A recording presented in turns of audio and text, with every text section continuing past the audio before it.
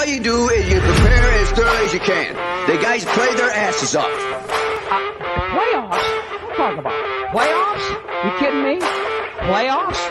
I just hope we can win a game. Another game. Listen, we're talking about practice. Not a game, not a game, not a game. We're talking about practice. That you probably won't say it again. I bet I do. Okay. Chris? If you want to crown them, you crown their ass. But they are who we thought they were. And we let them off the hook.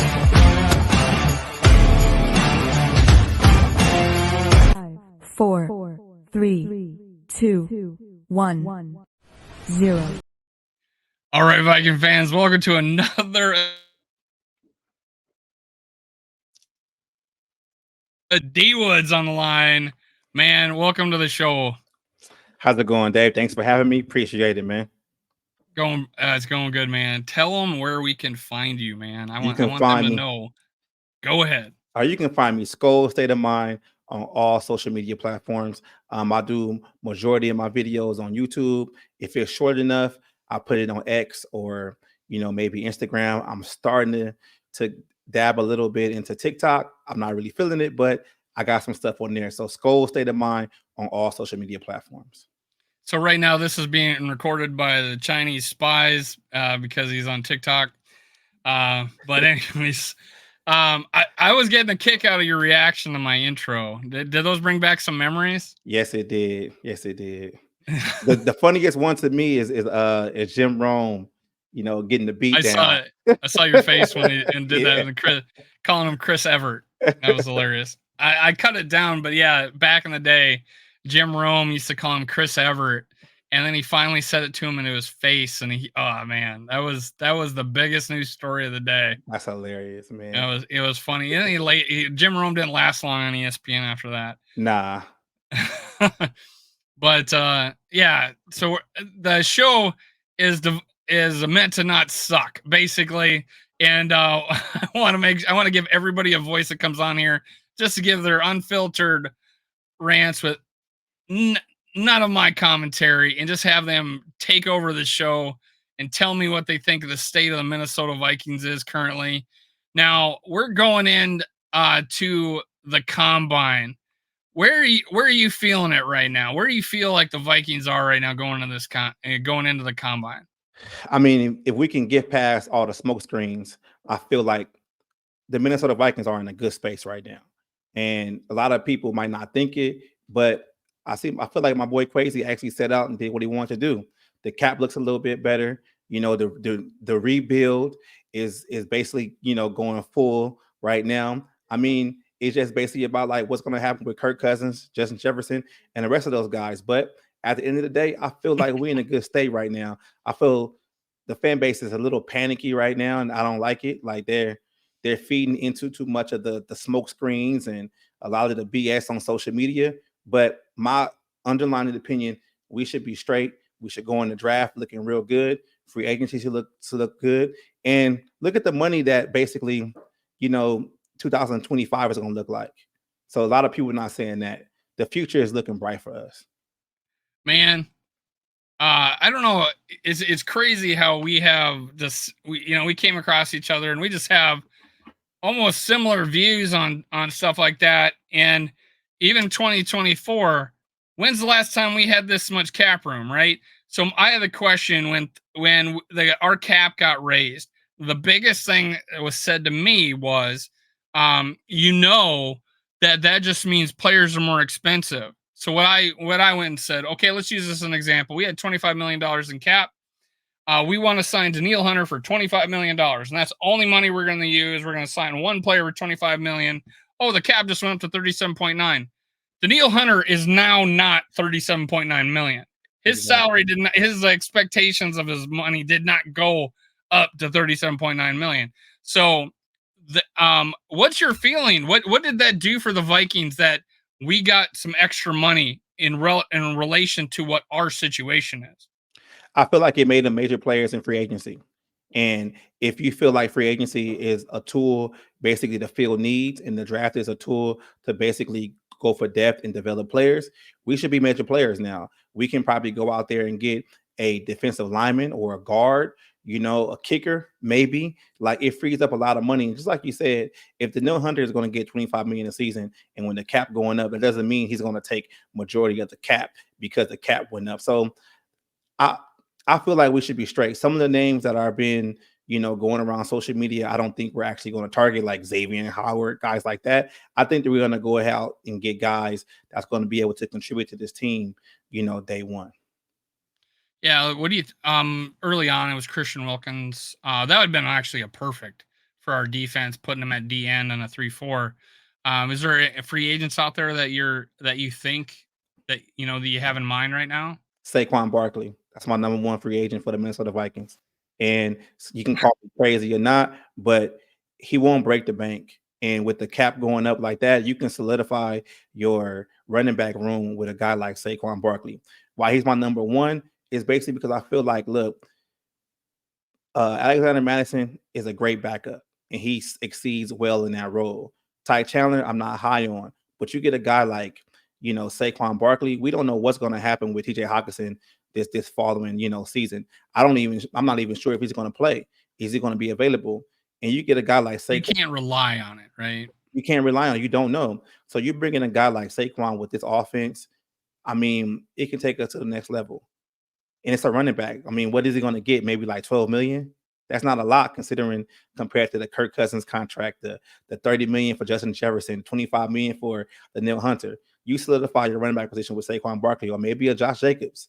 This team can go far with that because we've seen in the playoffs, if you have a legitimate running game, you can go far. You can control the clock. Well, and I threw out Derrick Henry as something a while back, and of course, yeah. So because I thought, hey, he's a big ass dude that can move the pile, and we had a problem, short yardage or early on our first downs, red zone. But obviously, the other two running backs you just mentioned are pretty damn good too, and actually probably better, maybe are younger than what Derrick Henry is. But yeah. The thought that, hey, we have a running a issue with our running game, adding a guy that can actually elevate that play. Because how many times do you talk about, like, people blocking for Adrian Peterson? Like, we were just sat there and watched him go. We just sat there and watched him go. And all the other stud running backs over the years, linemen actually, saw that. So do you feel like, hey, he could solve a lot of problems? And that was my viewpoint by putting someone out there. Is that what you're thinking? Yeah, I feel like he can solve a lot of problems. I mean, you look at it like this, we Viking fans, so we done seen some great running backs, come to our team. We've seen Adrian Peterson, we've seen Robert Smith, we've seen Dalvin Cook, we've seen all these guys, right? So how come the Minnesota Vikings only had how many rushing touchdowns we had this year? Maybe like 1 or 2. That should never happen. So you get a guy in there that's like a Saquon Barkley or Josh Jacobs. When you get in the red zone, you can run it in. You don't have to try to scheme it or do any kind of passing, in the red zone and maybe get an interception or whatever, or kick a field goal. Like, the running game is so important to a football team. And if you can get consistent with that, you can win a lot of ball games. And whether it's JJ McCarthy or Kirk Cousins, both play good play action quarterbacks. Yes. Right. It would be perfect. In that scenario. What do you say to the person that says, "Oh, running backs in the Super Bowl, none of them make more than 3% of in Super Bowl winning teams, only the running back hasn't made more than 3% of the cap space." Now you're talking about maybe 5%, 6%. You ready for this one, Dave? Tell me. Let me have it. All right, the great eraser. Let's stop saying that narrative and stop comparing our team to other teams, right? We got to look at it like this. If you look at the past 10 Super Bowls that have been won, Pat Mahomes, Tom Brady, arguably the greatest quarterbacks that ever played football, right? So when you have great erasers like a Pat Mahomes or a Tom Brady, you don't necessarily need to lean on your running game so much. You can afford the luxury of going into the 4th round and drafting the Isaiah Pacheco, or taking a flyer on the Jerick McKinnon to come in there, and give you a couple of carries. So we got to stop as Viking fans comparing what's going on with other teams to this team. We need to feel the need for a running back right now. Like, it's a need. Stop with all this. Oh, we can get a guy in the 4th round. Okay, Ty Chandler, the guy might be fast, but he can't pass block. Alexander Madison, the guy might be good, but he's a legitimate backup. Kanea Wangu, he's probably the fastest guy on the team, but he's negated to being a kickoff specialist. So cut the nonsense. Go out and get a legitimate running back and move on, and you ain't got to talk about it no more. That's how I feel about it. This is what this show was made for. Clip that shit. Post it all over the internet. That was the best take yet so far. I love it, man. That's exactly what I want to hear. Is someone tell me their feelings about that? Me posting about Derrick Henry, you talking about Saquon Barkley is exactly the way I feel about it. You made the greatest point to break that narrative.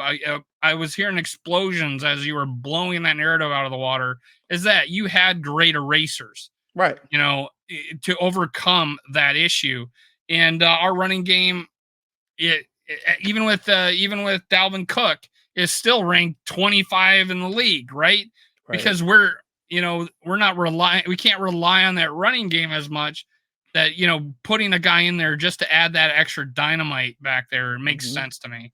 And I'm already talking too much. Let me go to a question. No, I'm not. And to go back to what you said about put a guy back there, there's nobody in the NFL, the other 31 teams, that are afraid of our running game.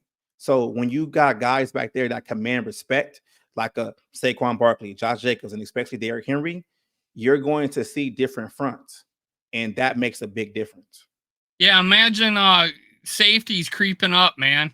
Imagine that. Imagine now you got JJ one-on-one type of player, and safety's creeping up into the box, and then being able to call an audible like Brett Favre did and just dice people up. Exactly. That's the kind of level of play, and that's how you get such an explosive offense. Having a Robert Smith with a Reed, a Carter, and a Moss. It's that type of play. What a weapon that would be to add something like that. And let me ask you this: do you think Kwesi would do that? Yeah, I think Kwesi is the wild card. And to talk about Randy Moss, Reed, and Chris Carter, if you look at those teams, Robert Smith still was able to get 1,000 yards a season with a passing game like that. So there's no excuse. And to go back on Kwesi, I feel Kwesi is going to pull a trigger on a lot of things that Minnesota Viking fans might not expect, because he's a wild card. And we got to understand too, this is only his third year, in this role. And the first thing Kwesi wanted to do when he got this job was he called up Harbaugh to try to be the coach. So, I mean, it is what it is. I think he's gonna shock the world. I think he's gonna trade up and get a quarterback. That's just how I feel about it. So, do you feel like that's you're talking about trading up and getting a quarterback? So, is that a scenario with Kirk and without, or just without? I don't think Kwesi cares. I think if he can re-sign Kirk for a team deal that's not going to hold up too much money down the road, he's still going to get a quarterback, because he knows that this team needs a legitimate, quarterback of the future. And Kirk might be done in maybe 1 or 2 years. So I feel like if he's not going to break the bank with Kirk, and at the end of the day, he's still going to go get a quarterback, because they only have 4 years on their deal. Why not go get your franchise quarterback?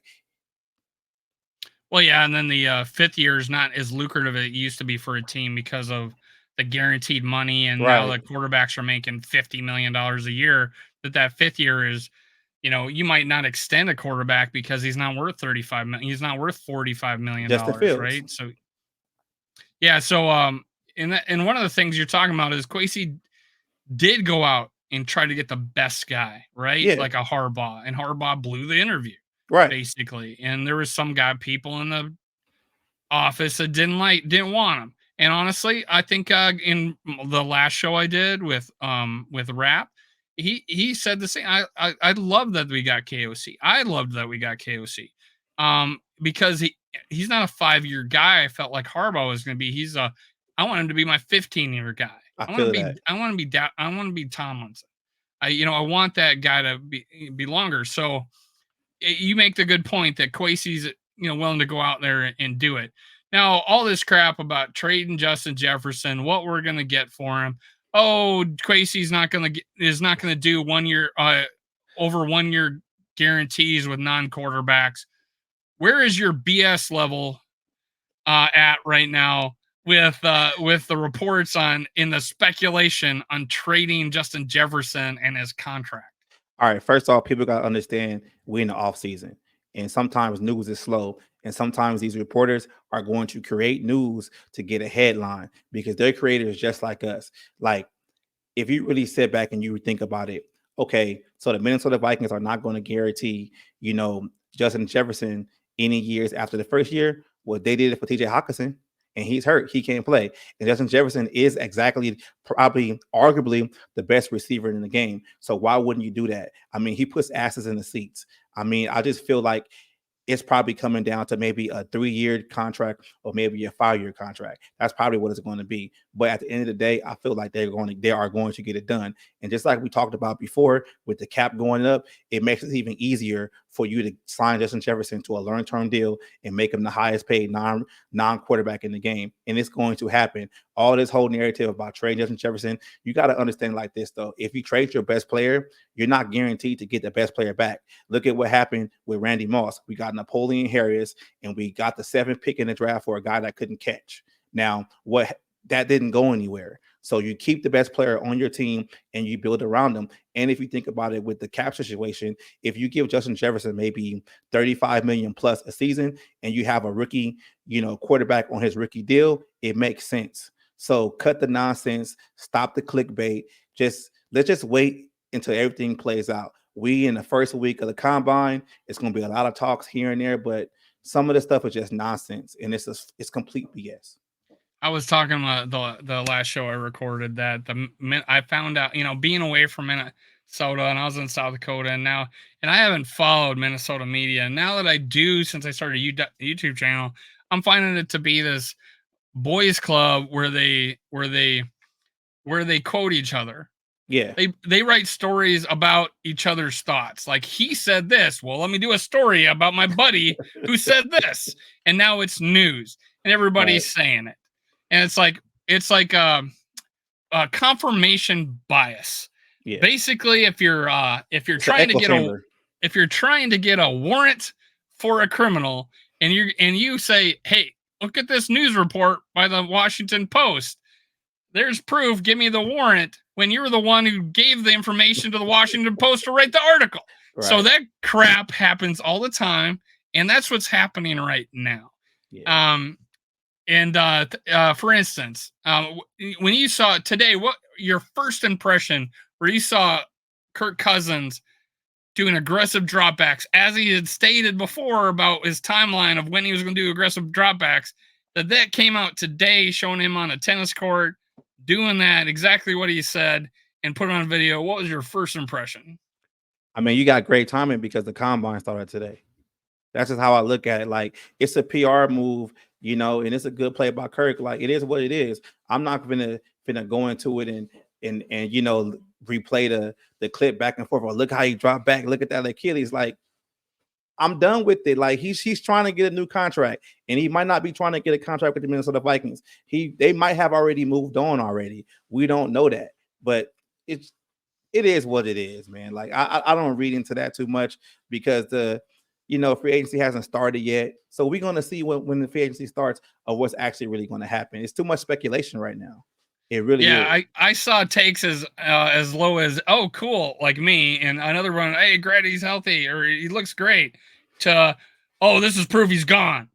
He has on orange shorts. He's going to to Denver. Like, come on. Or he's Denver. Yeah, he's going to Denver. Yeah, it's going to Denver. Like, come on, you guys are talking too much, man. It's just too much speculation. Oh man. Oh God.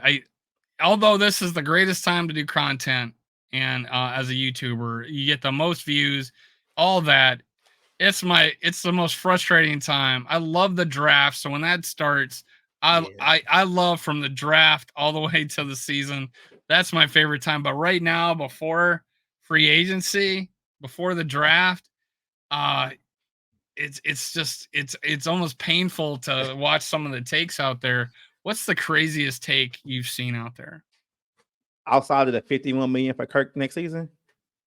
Talk about that one. I think that's the biggest one. Like the JJ stuff, I can kind of get where it comes from or whatever, but like the $51 million for Kirk Cousins, it's like after the Minnesota Vikings already said that they're not going to be paying him, that much. and he's already on the cap for 28.5. Like, where are you getting these reports from? Like, where are you getting these numbers from? Like, And I'm like, you do know he's coming off an Achilles tear at the right. age of 36. Yeah. Like, come on. Like, I think that's probably like one of the wildest ones. And what's another? I think you said outside of that one, you had another one teed up for me. Yeah. The whole, JJ situation of trading him and like of what we're gonna get back, and like it's just weird. It's just too weird. Or Daniil Hunter, signing with the Chicago Bears. Like, I don't think he would stay in the division. He's gonna go for the highest payday, but I don't think it's gonna be Chicago. Like, it's a lot of things. It's a lot. Or I don't know if you heard this one of, okay, so Harbaugh is the coach, with the Chargers, and Kevin O'Connell had an interview last year where he said he liked Justin Herbert. Maybe we can trade Justin Jefferson to the Chargers for Justin Herbert and give him the 11th pick, and we don't have to draft him because he really likes JJ McCarthy. Like, I've heard that one. Maybe that's a California thing. You haven't heard that one yet? Well, I've said that. I said, hey, Harbaugh, put your money where your mouth is and trade us Herbert so you can draft JJ McCarthy. Yeah, put your money where your mouth is, man. So yeah, that's probably one of the wildest ones too. But yeah, that's hilarious. Now, tell me this. We had, and you kind of led onto it. I felt we were in a good situation. You're and even better in 2025, and I feel like we have a 2-year window. That's just leading into my question is, where do you think we are? I've been saying lately that we got 2 years of draft. We got 9 picks this year. 2025, we got even bigger cap room. We could trade down, get more picks into the next year. Mm-hmm. Things like that. I mean, is this a window? Is this a time to go for it? What's your feelings on that? I feel like this, and it's going back to Kwesi. I feel like people misread when Kwesi basically said that we are in a competitive rebuild. And if you think about it, he said competitive first and rebuild second. The first year, we were competitive. We got to the playoffs, lost in the first round. That's competitive. The second year, we were 7 and we only won 7 games. That's a rebuild. And now we have a higher draft pick at number 11. And look at the cap situation going forward. We still got to deal with Kirk Cousins. We still got to deal with Daniil Hunter. And we are going to re-sign Justin Jefferson. But look at the years after that. There's not a lot of money tied up. So he's actually, been able to make a full rebuild while actually being competitive. And people need to give him actually credit for that. And I think we're in a great space because with the draft picks and the money and the cap space that we have going forward, I feel like we can make a run. And it's actually possible. We just have to put the pieces in the right spot. And it's going to start in the next couple of weeks. I just got my thumbnail from you there. We can make a run. So yeah, we can look for your face on the thumbnail with a "we can make a run." So I think honestly, instead of it being 1 year and 2 years, I think it was over the course of the 3 years is that we are being competitive and rebuilding at the same time. Now people talk about running it back. Well, going into this last season, we've had 11 players from the Spielman. And we're gonna have just about to say that like we've people already rebuilt. We have already rebuilt. It's there already. It's already been rebuilt. We just need now to add the pieces with the cap. This is the genius part of it. And again, I didn't want to do much of the talking, but you can take that from where I leave off. Is that we've got to a point where it has been broken down. We're probably not going to have Harrison Smith because we can save $15 million. And Harrison Smith is not worth $15 million right now. He's not worth 10. He's not worth 8 right now. He is a leader, so maybe he is. Who knows? But $15 million we save. We could put all that to one big ass player, 3 smaller ones. We could do so much. Now we got our cap up in the 50, in the almost 60 million. We can get it even higher with a couple of other rework contracts. We can add pieces. So we now can add those pieces. And we just talked about rebuilding. Where do you feel where we are with that right now? We're in a good spot because I feel like some of the positions that we already have that are solidified, like your receiver position is fine. Like you can go in the offseason and actually go out and get defensive linemen. You can get edge rushers. You can go and get a kicker. You can go get a veteran corner. Like, we have the ability to do that. Like, just like you said earlier in the show, like, when was the last time we actually had a lot of cap space to actually finagle things and actually get better with this team? This is probably the first time in the past maybe like 6 years. Well, since Kirk Cousins, basically. So it's like we're in a great spot. And I'm gonna be like real interested and excited to see what they're gonna do with this team. Now, I said it, when they say run it back, they really mean Kirk Cousins. Bringing Kirk Cousins back, because we haven't run it back. We're not. Haven't. They're not talking about Justin Jefferson, right? They're not talking about, oh, we're running it back with Justin Jefferson again and Darisaw and TJ Hawkinson. We're running it back with those guys. Now, you're talking about running it back, though, right? Running it back would have been keeping Adam Thielen, would have been keeping Eric Kendricks, would have been keeping Anthony Barr. Like, these are all the guys that left in the past couple of years that were mainstays on this team. They're gone, and their contracts are gone. So it's not running it back. So, and that's why we have the cap space, right? Exactly. That's why we have the cap space. So don't say it's running it back just because it's Kirk Cousins. Like, miss me with that. I'm going to say this right now, Dave. This is me. I don't know how you feel about this, but I feel like a lot of content creators out there, y'all base your whole shows on Kirk Cousins. And if Kirk Cousins decide to leave the Minnesota Vikings, I don't know what kind of content y'all can create, because y'all just sit out there and make up stuff.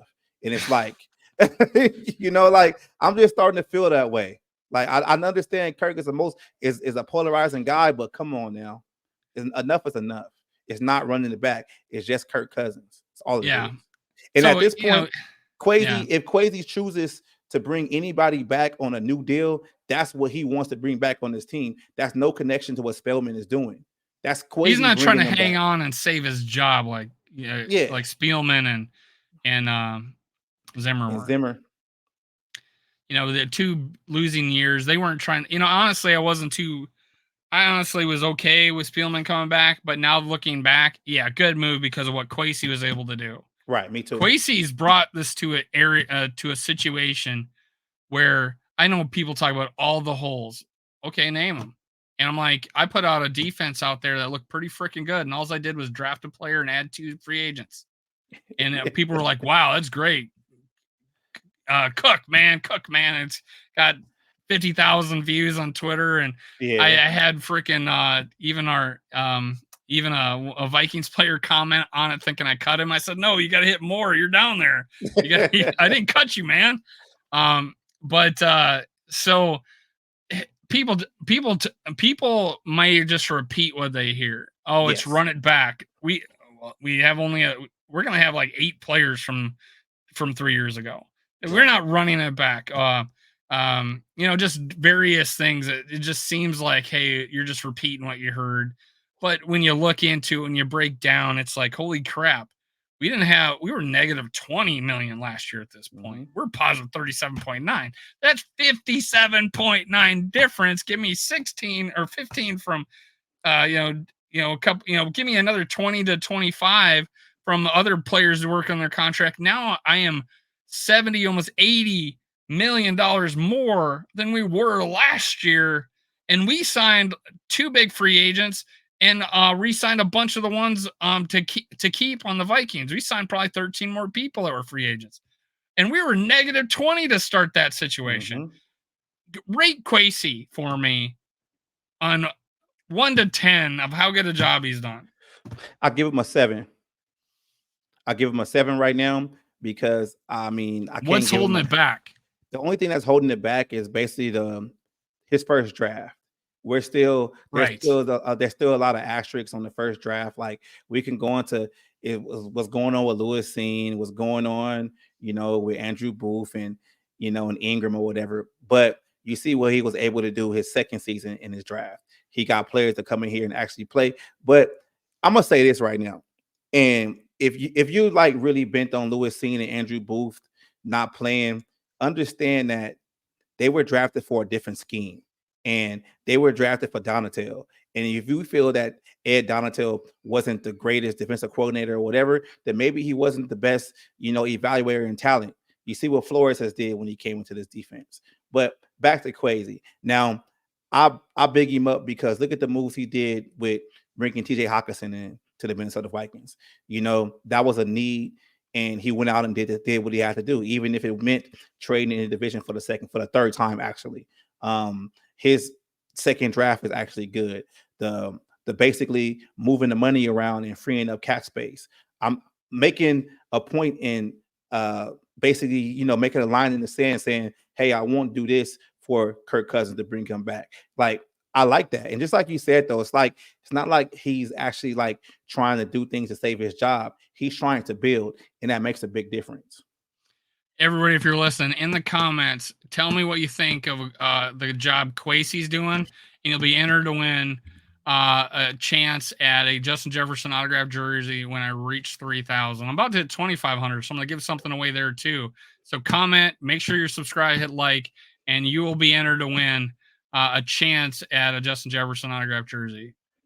But what's out there you want to talk about, man? Is there something out there you just got to get off your chest? Let me think about it. We already talked about JJ. We already, you know, talked about Kirk, talking about Kwesi. That's about it. That's all about it right now. I'm just ready for this combine to be over with. Is there a player out there you're hoping to see? Oh, and we haven't talked about quarterbacks yet. So, is there a player you're just wanting to see? Like maybe he's the guy that's going to jump up or drop, or like Teddy Bridgewater was like a number one dude, and then he fell to us in 32nd or whatever. Right. I mean, I want Jaden Daniels. That's what I want, is for football reasons and personal reasons. But I will be okay with any quarterback. I'm okay with JJ McCarthy. I'm okay with Michael Penix. I'm okay with Drake May. I like all those guys because I know we need somebody for the future. Like, outside of that, I mean, I just been basically like paying attention to the quarterbacks in the draft. I don't really get too bent on what happened in the combine because a lot of guys look good in shorts and t-shirts. I mean, look at Jamarcus Russell, for example. Like, he did real good in the combine. He never panned out to be an NFL player. So I think tape matters the most. Oh, and one of the reasons why we couldn't get Anthony Richardson is because he just performed like crazy in the combine. And I think you got Jaden Daniels. I might have been calling Jordan Daniels. I've done that before, but Jaden Daniels, I don't think he's throwing. He's not throwing. He's going to throw at the pro day. It makes sense. It makes sense. And I was going at it with a guy on Twitter today, and it's like, oh, this is a red flag. And it's like, okay, look, he's already run the Heisman Trophy. Anything he does that's outside of spectacular is going to drop his stock. So why would you even do it? Like, it makes no sense. If you feel you're locked at 3, right? If you feel like you're locked at 3, are you going to go to the Underwear Olympics and throw against receivers you've never thrown with before? No, it makes no sense. Why would you do that to yourself? Now, if you're a guy like Spencer Rattler, and you have something to prove, you gotta go. You gotta do it. But if you're already projected to go top 10, there's nothing for you to prove at all. Now, I think like JJ McCarthy is, and I think Caleb Williams is. Why do you think they make the choice? I mean, because Caleb Williams right now, like, his stock is going up and down because of like off the field issues. The agent situation, he's didn't sign an agent and he's going to basically represent himself, or somebody's going to represent him that's not an agent. I mean, there's the issues with him, his mental aspect of losing games. And he was projected to be the number one player, coming out of college. He won the Heisman Trophy back to back. And that USC team just basically, faltered at the end of the season. And I kind of feel like what he wants to do, he wants to go out there and basically show that he still has it. And he has to, because his draft is all over the place. I'm still thinking like the Chicago Bears might draft Drake May. You never know. Is there a quarterback out of the top 6? And you didn't mention Bo Nix, so he's in that top 6. Is there a quarterback that you just don't want, or you're cool with all of them? Bo Nix is probably the one, and Michael Penix. If I like Penix, but I'm just afraid the left-handed thing does it for me. Like, I don't think that. I just talked about this in the last video that I recorded, and is because, well, God, that just ruins Darrisaw's value. Exactly. And I don't know, like, this is what I said this on another podcast. Okay, he's left-handed. If you bring in maybe like a special consultant for the off season, like a Michael Vick or Jeff George, somebody that was left-handed that was actually able to succeed in the NFL just to be with him during the off season, then maybe he can succeed. But it's just like kind of hard to try to flip everything from one side to the next. And I kind of feel like I don't know if we got guys on the coaching staff that can actually help him with that. It's Yeah. just a left-handed thing. That's all it is.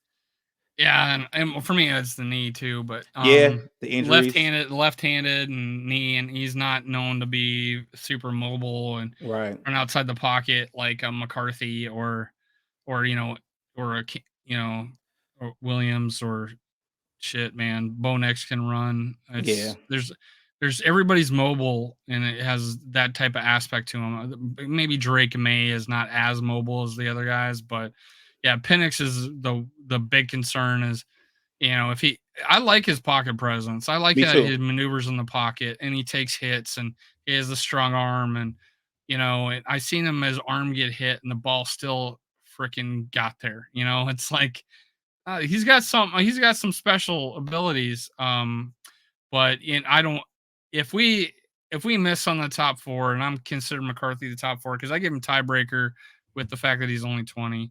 The second round, if a Penix and if we haven't drafted, are you excited that we trade up into the first round and get a Bo Nix or a No Bo or a Nix. Penix? If it came down to the point where all the other quarterbacks are gone, we get a spectacular pick at 11, or we trade down to get more picks, and then we trade back up to get that fifth-year option for Michael Penix. Like I said before, if you're gonna put the guys around him to succeed, I say we do it. You do it. Because the thing about that is if he can't do it, hey, you move on. you draft somebody else. Where is Kwesi at? If he doesn't, where do you think Kwesi would be? And I had my last guess answer this. What happens with Kwesi if he doesn't draft? And because I did back-to-back videos, I don't know if I already asked you this. Did I already ask you if Kwesi? No. Okay, if Kwesi doesn't get it done, he doesn't extend Kirk, and he doesn't get the top four guys, and he's sitting there. We're going into the season with Michael Penix, and he brings in a bridge quarterback, or he just goes with Nick Mullins. How short a leash on 1 to 10, 1 being the shortest, is Kwesi this year? I don't think you give him a short lease for that. You only give him a short lease with how long he stays in purgatory.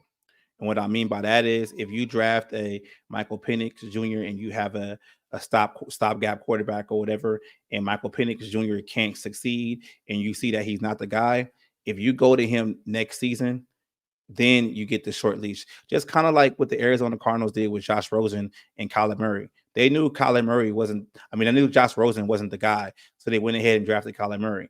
If Kwesi does that back-to-back, then he's going to be straight. I think he might do that. It might happen. I think Josh Rosen was drafted like in the top 20, and then they went the next year and took, Kyler Murray. I think Rosen was like 5th, wasn't he? He was up there.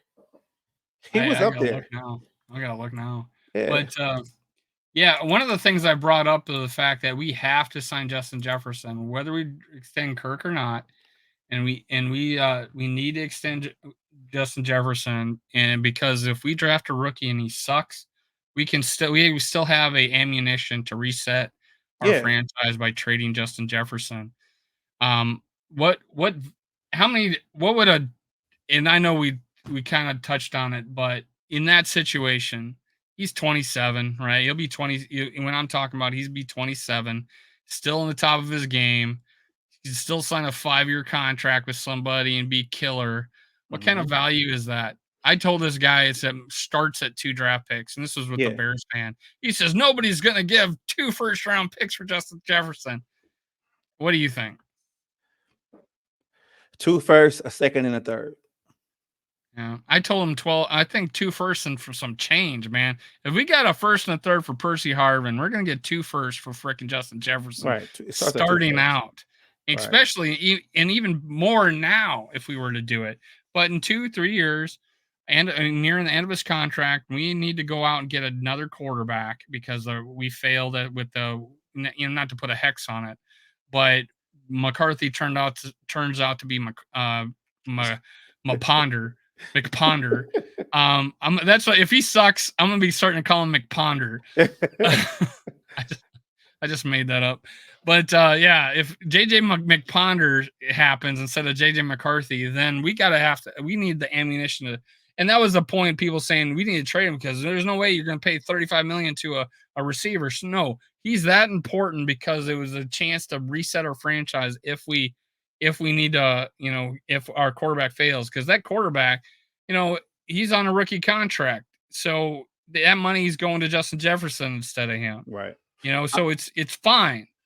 Well, people got to think about it too. Like right now, it's kind of harder to trade him right now because there's no contract on the books. He's still on his 5th year option. But if the Minnesota Vikings do sign Justin Jefferson for the next 3 to 5 years, they got to understand this: that guaranteed money is going to stay with the Minnesota Vikings. So the actual team that trades for him are going to get him not at the same rate that the Minnesota Vikings signed him to, because that guaranteed money stays with the team.